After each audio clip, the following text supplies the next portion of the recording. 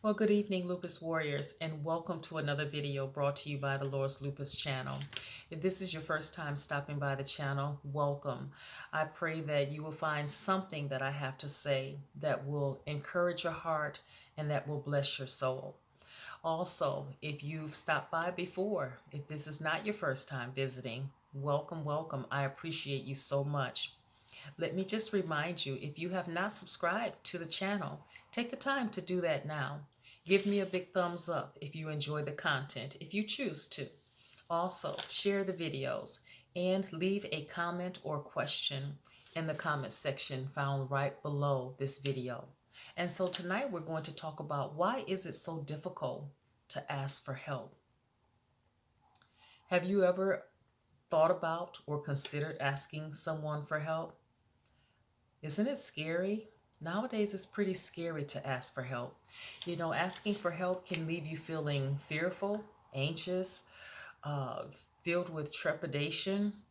Um, it can leave you feeling hesitant. The people that you're supposed to turn to for help, such as friends, family, neighbors, agencies, sometimes you can shy away from asking for help because it can feel degrading. And the communities that need the help the most, not just the lupus community, but communities that need the help and the resources the most, are shying away from asking for help.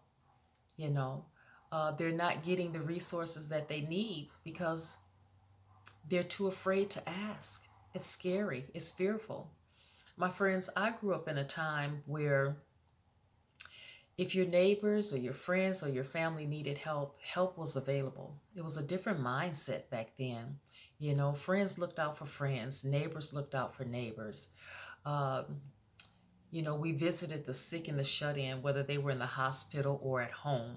If they needed food, we took them groceries. If they needed transportation, we provided that if it was available, if we had the resources to do so. Um, you know, uh, if they needed finances, money, whatever the case may be, the mindset back then was, if I have it, you have it. It wasn't a hesitation.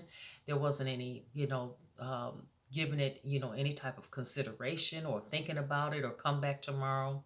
It was there. If the resource was there, it was yours. There was a spirit of hospitality back in the day. And I think, my friends, we've lost that spirit of hospitality. And so tonight I wanted to talk about, um, what makes people who need the help shy away from asking for help. You know, um, I've heard some people say that it can be degrading, or fear of the repercussions. And so in order to sum all of that up, I came up with three reasons. And then there's going to be some sub reasons up under each of those reasons, if that makes sense. But we're going to discuss the first reason tonight on this video and the other reasons on future videos. But the first one is a safety issue. And again, not, any type of fear of any type of physical repercussions or violence or anything like that. But as I mentioned before, it feels degrading, the fear of the repercussions. There's a lot of fear with asking for help. Also, we may feel as though the people that we need the help from are unapproachable. They appear to us to be unapproachable, so we shy away from asking for help. Also, there's a fear that, asking for help is a sign of weakness, when, my friend, that could be further from the truth. Asking for help that you need in your time of need is actually a sign of courage and a sign of strength. We may also fear their response. What if they treat us as though we're a burden? What if the response is, you're asking for help again? Can't you do this for yourself? What if the response is, I'm dealing with my own issues. I don't have time to deal with yours. So um, that's another safety issue, the fear of exploitation. And so what do I mean by that when I say the fear of exploitation? Well, whenever there's a favor done and exploitation is involved, it means that there are strings attached to the help or strings attached to that favor. I do this favor for you, you do a favor for me. I provide you with this help. You have to jump through hoops and red tape and bureaucracy, and you owe me several favors, you know.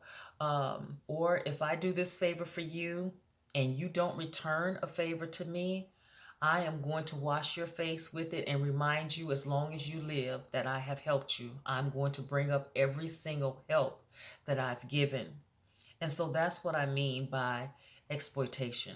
Exploitation means that you are made to feel as though you're indebted to this person for a lifetime. And that, my friend, shouldn't be.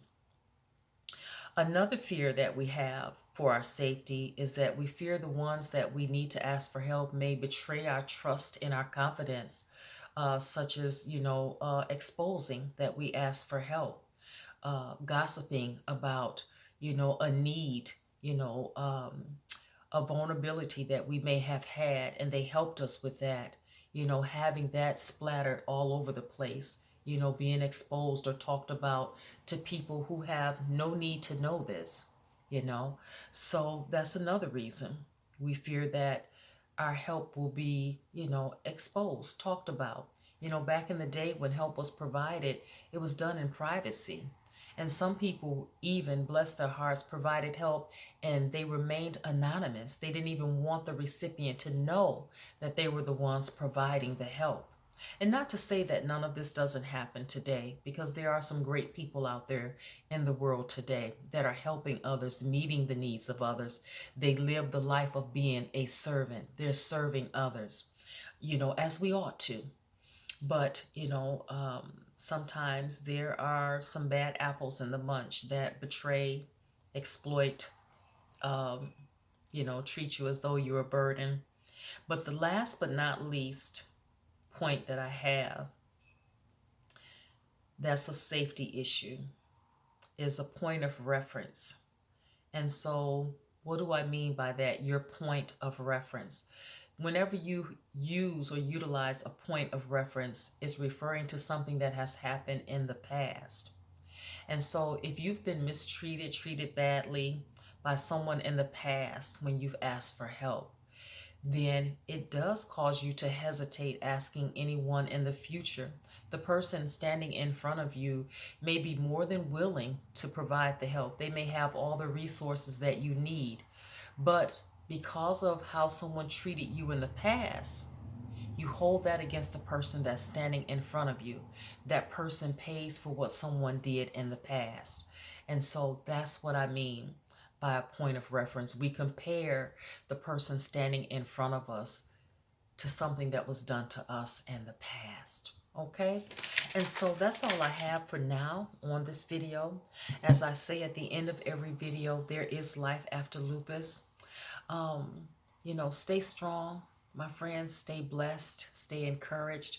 Know that you are blessed and highly favored of the Lord.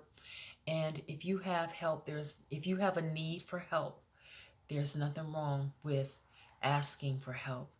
It's the squeaky oil that gets the wheel. If you have a need, there is a supply.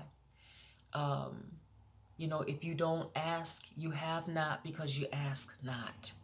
And that's biblical. You have not because you ask not. Also, it's perfectly okay to serve others and to provide help to others. Um, I think that, when we help others, we're actually helping ourselves. And again, no good deed goes unnoticed. You will be blessed for blessing others. Okay? So thank you so much. I'll talk to you guys all soon on the next video. Bye for now.